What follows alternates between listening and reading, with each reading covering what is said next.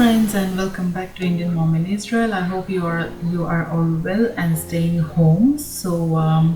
This recipe is actually a very special recipe for those who follow Passover. Passover is coming and we don't eat Chametz in Passover. So today we are going to make this bread medu vada with spicy tangy sambar and coconut chutney. So here I have taken 1.5 cups of pigeon peas or split tur dal or arhar ki dal in Hindi that I have soaked for almost whole day, but you can even soak it for 4 to 5 hours. Then here we have one big onion that I have sliced, chopped tomato, one big tomato, and leftover boiled potatoes that I had. 1 teaspoon of cumin seeds, 1.5 teaspoon of mustard seeds, 4 to 5 garlic cloves and 2 dry red chilies, 10 to 12 curry leaves, and Sambhar masala, that's the main ingredient. We will use 3 tablespoons or 3 teaspoons of that, half teaspoon red chili powder, half teaspoon haldi turmeric powder, a few spices from here I will show you, and that's the tamarind pulp that we will use. And here we have freshly chopped coriander leaves. And here is some preparation for the medu vada, or you can even call it spiced donuts in English. So that's finely chopped onion, 1 medium sized, 1 green chili, fresh coriander, 1 teaspoon of cumin seeds, and 1.5 teaspoon of grated ginger. To this we will be adding more ingredients, I will show you later. So here I have taken a pressure cooker. To that I will add some oil. This is regular oil, and I will be adding also coconut oil later on, but for now this cooking oil I'm adding about 2 tablespoons. And here I'm adding the mustard seeds, as I told you the measurements already, and I will cover it so that it splutters very fast. So here it's all spluttered, and now I'm adding the rest of the ingredients, the tadka or temperings, that includes the cumin seeds, garlic, dried red chilies, and curry leaves. So I will let the garlic first roast a bit. I like it when it's slightly brown, so I'm waiting for that, and then I will add in the rest of the ingredients for the tempering. So here I have added a pinch of asafoetida that I forgot to show you. That's hing powder or asafoetida. And now I will give it a slight mix so that all the ingredients are well fried and nice aroma is there in your kitchen. And now I'm adding in the onions, all of the onions. We are using a lot of onions because sambar is very good for the authentic taste. If you want the authentic taste, you will have to add this much of onions. And I'm adding here salt as per taste so that the onions get cooked faster. And now I'm going to add in the organic coconut oil. It's approximately 2 tablespoons that I have taken here, and now you will have the nice aroma of that sambar that you know of. And now I'm giving it a mix, and now I'm adding the tomatoes. When the onions are slightly soft, you can add the tomatoes and give it a stir. You can see how pretty it looks with all the tempering and the veggies.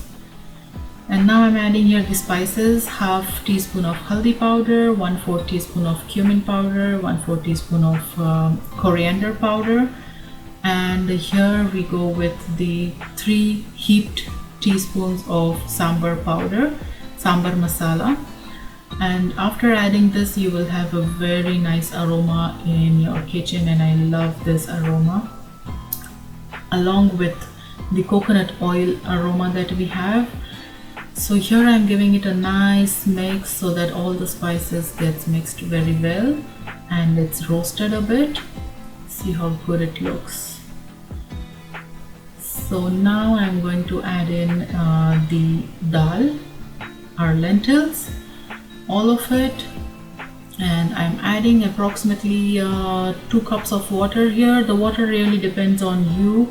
what consistency you want of your sambar, if you want it to runny, to thick, or however you want. And now I'm adding the boiled potatoes that I had. You can literally add any vegetables that you like. We don't like much of vegetables, we like it very plain. I added the potatoes only because I had it.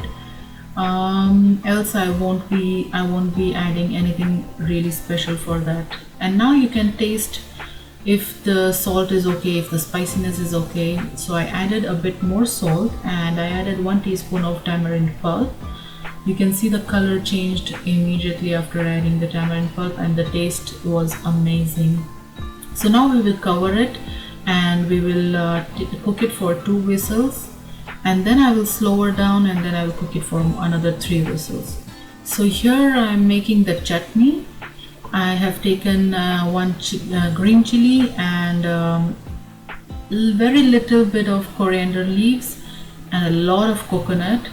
I will add in salt, sugar a bit, half teaspoon of sugar, and lemon juice, just approximately 1 teaspoon of lemon juice. And now I will be grinding it into a very fine paste using water a bit, not a lot but just a bit. And now here I am making, see my chutney is ready.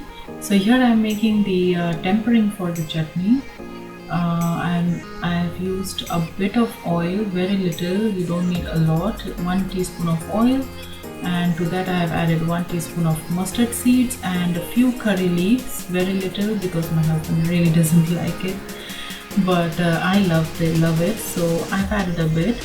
And now we need to allow it to splutter, and once it's done we will add it to the chutney, to the coconut paste that we have made, and we'll mix it very nicely till it's ready.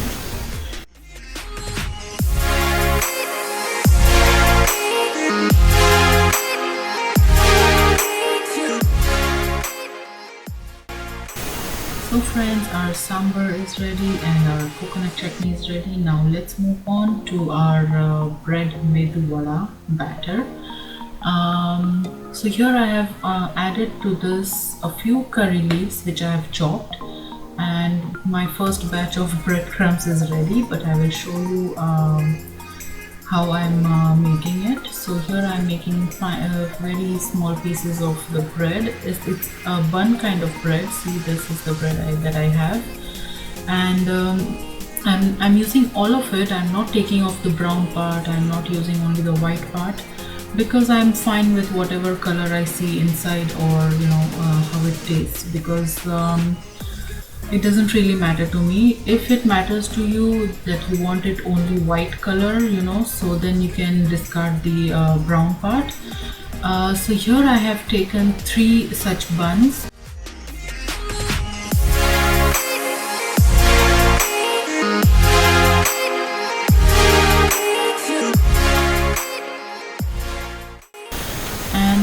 Here I'm adding a bit of salt, not a bit, actually it's 1 teaspoon of salt, and now I will add in some yogurt.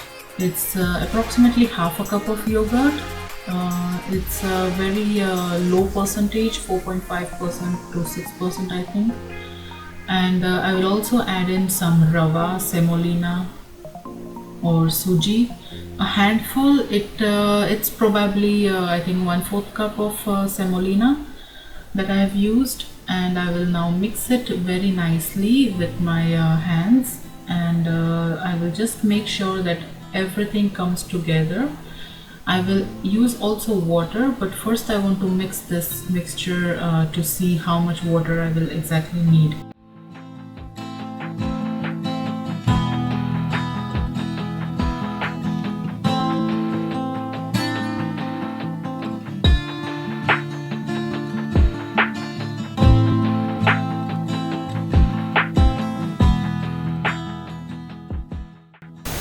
So here I have taken some water. I will use little by little. Don't put all of the water together, because you don't really know how much water your bread and semolina will soak in. So I have taken here I think 1 cup of water, which I will add gradually as I need to make this dough.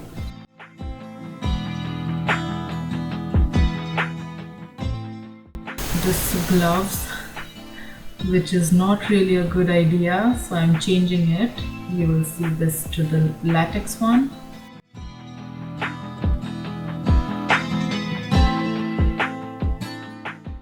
So yes, now it's very comfortable to knead it very nicely as a dough. It's very important to knead it this way, because then any lumps or any kind of big parts of bread you have left, it will really like get mixed very nicely. So I'm punching it and kneading it. I have added some more of water. I'm adding here extra water because we need to keep this dough for 5 minutes, and the bread as well as the semolina, it will soak in the water and it will become dry. So we don't want the dough to become dry.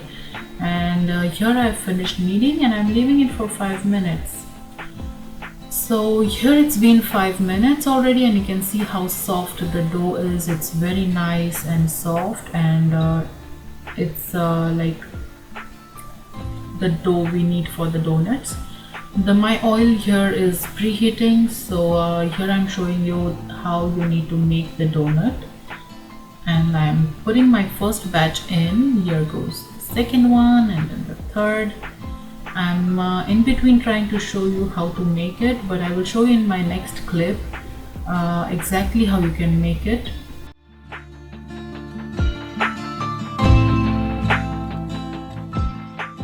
So here I have taken, I have made already separate balls out of it.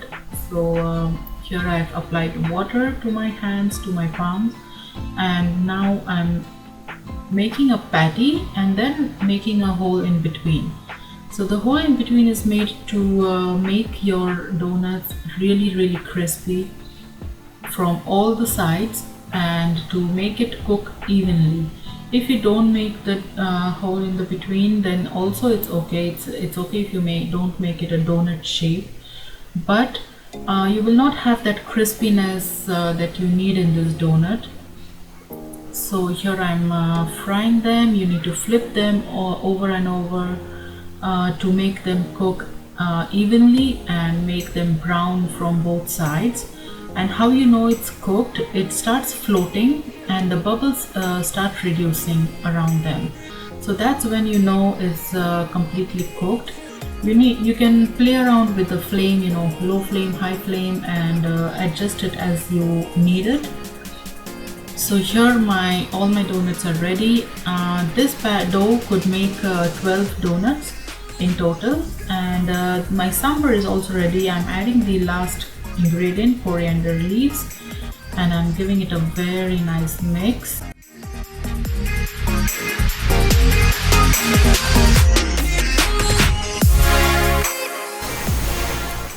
So here I am. So I'm showing you, actually this clip is after our dinner.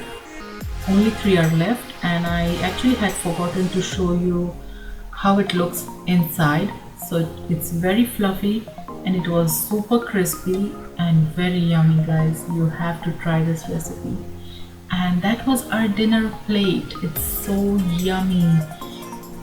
Bread medu vada, or you can call it a salty donut with yummy sambar, tangy, spicy, and our green coconut chutney. So do let me know how did you like this video. If you liked it, press the like button and subscribe to my channel. Thanks for watching.